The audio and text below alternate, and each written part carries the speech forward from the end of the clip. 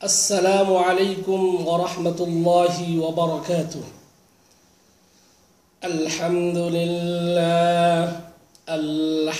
لله نحمده ونستعينه ونستغفره ونعوذ بالله من شرور أنفسنا ومن سيئات أعمالنا من يهده الله فلا مضل له ومن يضلل فلا هادي له ونشهد أن لا إله إلا الله ونشهد أن سيدنا وسندنا وحبيبنا مولانا عبد الله ورسوله أرسله بالحق بشيرا ونذيرا وداعيا إلى الله بإذنه سراجا منيرا. فأعوذ بالله من الشيطان الرجيم. بسم الله الرحمن الرحيم. الشيطان يعدكم الفقر ويأمركم بالفحشاء والله يعدكم مغفرة منه وفضلا والله واسع عليم. আলহামদুলিল্লাহ, যাবতীয় প্রশংসা একমাত্র আল্লাহ রাব্বুল আলামিনের জন্য। অতঃপর লক্ষ্য করি দুরুদ ও সালাম বর্ষিত হোক আমাদের শেষ নবী জনাব মুহাম্মদুর রাসূলুল্লাহ সাল্লাল্লাহু আলাইহি ওয়াসাল্লামের উপর। সম্মানিত ভাই ও বন্ধুগণ, ইতিপূর্বে আমরা রিজিক বৃদ্ধির 5টি কারণ আপনাদের সম্মুখে উপস্থাপন করেছিলাম। আসুন সংক্ষেপে পূর্বের বিষয়গুলো একটু এক নজরে আমরা দেখে নিই, যে কারণে মানুষের যে রিজিক বৃদ্ধি হয়। 1 নম্বর কারণ বলেছিলাম, ঈমান আনা ও তাকওয়া অবলম্বন করলে রিজিক বৃদ্ধি হয়। 2 নম্বর কারণ, তাওবা এবং ক্ষমা প্রার্থনা করলে। 3 নম্বর, আল্লাহর উপর ভরসা করলে। 4 নম্বর, আল্লাহর ইবাদতের জন্য আত্মনিয়োগ করলে। 5 নম্বর, হজ ও ওমরার পারস্পরিকতা তথা হজ ও ওমরা পরপর আদায় করা। সম্মানিত বন্ধুগণ, আজকে আমরা 6 নম্বর কারণ জানার চেষ্টা করব। রিজিক বৃদ্ধির 6 নম্বর কারণ হচ্ছে আত্মীয়তার বন্ধন। আত্মীয়তার বন্ধন রক্ষা করলে অথবা আত্মীয়তার বন্ধন বজায় রাখলে, ঠিক রাখলে রিজিক বৃদ্ধি হয়ে থাকে। আলী রাদিয়াল্লাহু তাআলা আনহু থেকে বর্ণিত, তিনি বলছেন, ক্বালা সাল্লাল্লাহু আলাইহি ওয়াসাল্লাম, মান সাররাহু আইয়ুমাদ্দা লাহু ফি উমরিহি ওয়া ইউওয়াসসা লাহু ফি রিজকিহি ওয়া ইউদফা আনহু মিতাতুল সুই ফালইয়াত্তাকিল্লাহা ওয়ালিয়াসিল রাহিমাহ। আলী রাদিয়াল্লাহু তাআলা আনহু কর্তৃক বর্ণিত, তিনি বলেন, রাসূলুল্লাহ সাল্লাল্লাহু আলাইহি ওয়াসাল্লাম বলেছেন, যে ব্যক্তি পছন্দ করে যে তার বয়স বাড়ানো হোক, তার রিজিক বৃদ্ধি করা হোক এবং জঘন্য মৃত্যু থেকে সে পরিত্রাণ পাক, তাহলে সে যেন আল্লাহকে ভয় করে এবং আত্মীয়তার বন্ধন বজায় রাখে। মুসনাদে আহমদ। সম্মানিত ভাই বন্ধুগণ, হাদিসটি সহিহ। এই হাদিসের মধ্যে নবী সাল্লাল্লাহু আলাইহি ওয়াসাল্লাম বলছেন, কেউ যদি পছন্দ করে যে তার রিজিক বৃদ্ধি করা হোক এবং তার বয়স বাড়ানো হোক এবং সে জঘন্য মৃত্যু থেকে রেহাই পাক, তাহলে সে যেন আল্লাহকে ভয় করে এবং আত্মীয়তার বজায় রাখে। দুঃখজনক হলেও সত্য, আমরা আমাদের আপন আত্মীয় স্বজনের সঙ্গে সম্পর্ক অনেক সময় ঠিক রাখি না, কিন্তু আমরা নতুন নতুন আত্মীয়তার বন্ধনে আবদ্ধ হয়ে থাকি। অনেক সময় দেখা যায় ধর্মের ভাই, ধর্মের খালু, ধর্মের মামা, এভাবে বিভিন্নভাবে আমরা বানিয়ে থাকি। অথচ আমরা আমাদের নিজ আত্মীয়ের সঙ্গে অনেক সময় আমরা আমাদের সম্পর্ক বজায় রাখি না। সুতরাং নিজ আত্মীয়র সঙ্গে সম্পর্ক বজায় রাখলে যে ফায়দা, সেটা আপনার ফায়দা, ইহকালীন ফায়দা, সেটা হচ্ছে আপনার রিজিক বৃদ্ধি হবে। আল্লাহু আকবার। সম্মানিত ভাই বন্ধুগণ, আনাস রাদিয়াল্লাহু তাআলা আনহু থেকে বর্ণিত, তিনি বলেন, সামি'তু রাসূলুল্লাহ সাল্লাল্লাহু আলাইহি ওয়াসাল্লাম ইয়াকুল মান সাররাহু আন ইউবসাতা লাহু ফি রিজকিহি আও ইউনসা লাহু ফি আসারিহি ফালইয়াসিল রাহিমাহ। আনাস রাদিয়াল্লাহু তাআলা কর্তৃক বর্ণিত, তিনি বলেন, রাসূলুল্লাহ সাল্লাল্লাহু আলাইহি ওয়াসাল্লাম বলেছেন, যে ব্যক্তি পছন্দ করে তার রুজি অথবা তার হায়াত বৃদ্ধি করা হোক, সে যেন তার আত্মীয়তার বন্ধন বজায় রাখে।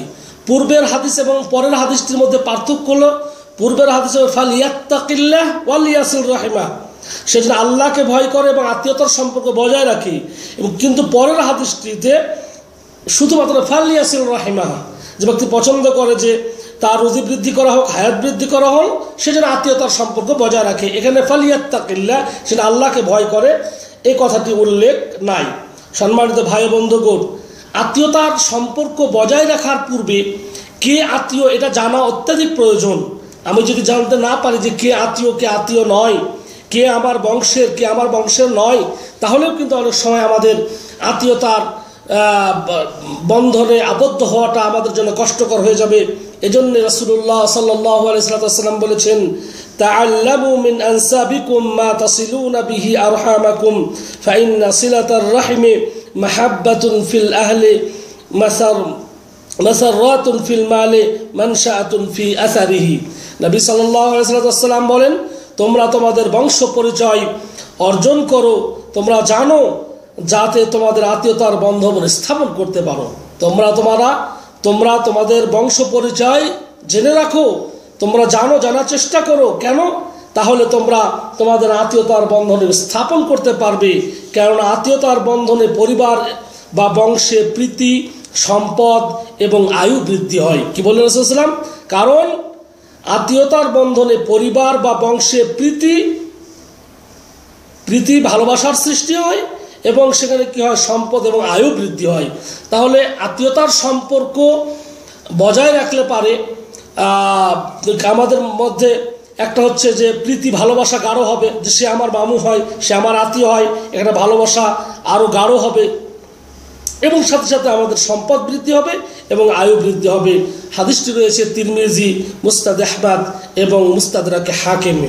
ভাই ও বন্ধুগণ, তাহলে আমরা কখনোই যেন আত্মীয়তার সম্পর্ক ছিন্ন না করি। হ্যাঁ, প্রশ্ন থাকতে পারে, আপনার আত্মীয় আপনার সঙ্গে ভালো ব্যবহার করে না, আপনার সঙ্গে খারাপ ব্যবহার করে, আপনার সঙ্গে সে বলবো যে আপনার সঙ্গে সে আপনার পরিচয় দিতে চায় না, তাহলে কি সেক্ষেত্রে কী করবেন? আপনি আপনার যতটুকু সাধ্য আপনি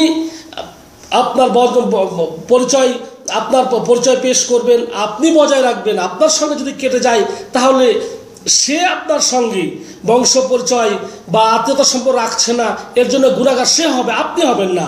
আপনি যতটুকু, যেমন মনে করুন সে অন্যরা আপনার আত্মীয় আপনাকে কখনো দাওয়াত দেয় না, কোনো আপনার কাছে সুপরামর্শ চায় না, কোনো ব্যাপারে আপনাকে ডাকে না, আপনাকে হ্যাঁ প্রতিপন্ন করেন, আপনি তাকে সম্মান দিন, আপনি তাকে আহ্বান করুন, আপনি তাকে দাওয়াত দিন, আপনি তাকে সদুপদেশ দিন। তাহলে হয়তো সে একদিন আপনার এই অমায়িক ব্যবহারে সে আত্মহারা হয়ে অথবা সে আপনার কাছে স্যালেন্ডার করবে, আত্মসমর্পণ করে সে ভুল বুঝতে পেরে আপনার সঙ্গে সে আত্মীয়তার সম্পর্ক বজায় রাখার চেষ্টা করবে। সম্মানিত ভাই বন্ধুগণ, এ ছিল 6 নম্বর রিজিক বৃদ্ধির কারণ। 7 নম্বর রিজিক বৃদ্ধির কারণ, আল্লাহর পথে ব্যয় করলেও রিজিক বৃদ্ধি হয়। আল্লাহর পথে ব্যয় করলে রিজিক বৃদ্ধি হয়। দুঃখজনক হলেও সত্য, যখন কোনো একজন মাদ্রাসার শিক্ষক অথবা মসজিদের কোনো কাজের জন্য কারো কাছে যাওয়া হয়, তখন মুখটা যেন ব্যাকা করে নেয়, অথবা সে মনে করে এই তো হুজুরেরা আসলো, এখন মনে হয় কিছু চাইবে, কিছু মনে হয় সাদকা অথবা মসজিদের উন্নয়নের জন্য অথবা কোনো কারণে, তখন মনটা আমাদের খারাপ হয়ে যায়। এটা মোটেও ঠিক নাই।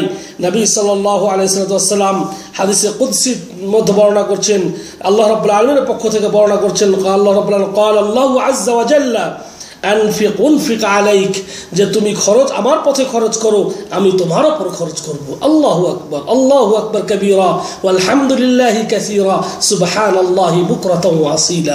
নবী সাল্লাল্লাহু আলাইহি ওয়াসাল্লাম আল্লাহর পক্ষ থেকে বর্ণনা করছেন, আল্লাহ রাব্বুল আলামিন বলছেন যে আনফিক, তুমি খরচ করো, উনফিক আলাইকা, তোমার উপর আমি খরচ করব। এটা সহিহ বুখারীর মধ্যে হাদিস। আল্লাহ রাব্বুল আলামিন তার কোরআনুল সূরা সাবা 39 নম্বর আয়াত বলছেন, ওয়ামা আনফাকতুম মিন শাইইন ফাহুয়া ইউখলিফু ওয়া হুয়া খায়রুর রাযিকিন। আল্লাহ রাব্বুল আলামিন বলছেন, তোমরা যা কিছু সৎ কাজে ব্যয় করো তিনি তার বিনিময় দিবেন। তোমরা সৎ কাজের জন্য যেটাই তোমরা ব্যয় করো না কেন, আল্লাহ রাব্বুল আলামিন তার বিনিময় দিবেন। তোমাদের এই বিনিময় দেওয়ার থেকে তিনি কখনো তোমাদেরকে বঞ্চিত করবেন না, তোমাদেরকে কখনোই বলবেন যে তিনি এর বিনিময় না দিয়ে তোমাদেরকে কখনো ঠকাবেন না। অবশ্যই আল্লাহ রাব্বুল আলামিনের জন্য যে খরচ করে, সৎ পথে ব্যয় করে, এর বিনিময় আল্লাহ রাব্বুল আলামিন অবশ্যই দিবেন। আল্লাহু খায়রুর রাযিকিন, তিনি সর্বশ্রেষ্ঠ রিজিকদাতা। রিজিকদাতা কে? রিজিকদাতা আল্লাহ। আল্লাহু খায়রুর রাযিকিন, আল্লাহ রাব্বুল আলামিন রিজিকদাতা। সুতরাং কেউ যদি আল্লাহর পথে ব্যয় করে, সৎ কাজে ব্যয় করে, আল্লাহ রাব্বুল আলামিন তার বিনিময় দিবেন এবং তিনি সর্বশ্রেষ্ঠ। সূরা সাবা 39 নম্বর আয়াত। নবী সাল্লাল্লাহু আলাইহি ওয়াসাল্লাম বর্ণনা করছেন, মা মিন ইয়াউমিন ইউসবিহুল ইবাদু ফিহি ইল্লা মালাকান ইয়ানজিলানি ফায়াকুলু আহাদুহুমা আল্লাহুম্মা আ'তি মুনফিকান খালাফা ওয়া ইয়াকুলুল আখার আল্লাহুম্মা আ'তি মুমসিকান তালাফা। সম্মানিত ভাই বন্ধুগণ, নবী সাল্লাল্লাহু আলাইহি ওয়াসাল্লাম বললেন, বান্দাগণ যখন প্রভাত করে, সকাল করে, তখন দুজন ফেরেশতা তার নিকট অবতরণ করেন। আল্লাহর বান্দা যখন সকাল করেন, প্রভাত করেন, তখন দুইজন ফেরেশতা তার কাছে অবতরণ করে তাদের একজন বলেন, আল্লাহুম্মা আ'তি মুনফিকান খালাফা, হে আল্লাহ, যে ব্যক্তি তোমার পথে ব্যয় করে তাকে উত্তম প্রতিদান দাও। হে আল্লাহ, যে ব্যক্তি তোমার পথে ব্যয় করে তাকে উত্তম প্রতিদান দান করো।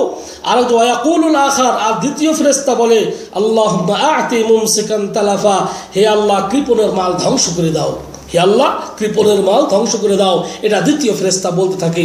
সুতরাং বখিল আপনি কেন হবেন? আপনি কেন আল্লাহর দেওয়া সে রিজিককে আপনি আপনার হাতের মধ্যে গচ্ছিত করে রাখবেন? আল্লাহ আপনাকে রিজিক দিয়েছে, আপনি খরচ করুন, তিনি তো আবার রিজিক দিবেন। আল্লাহু আকবার। যেটা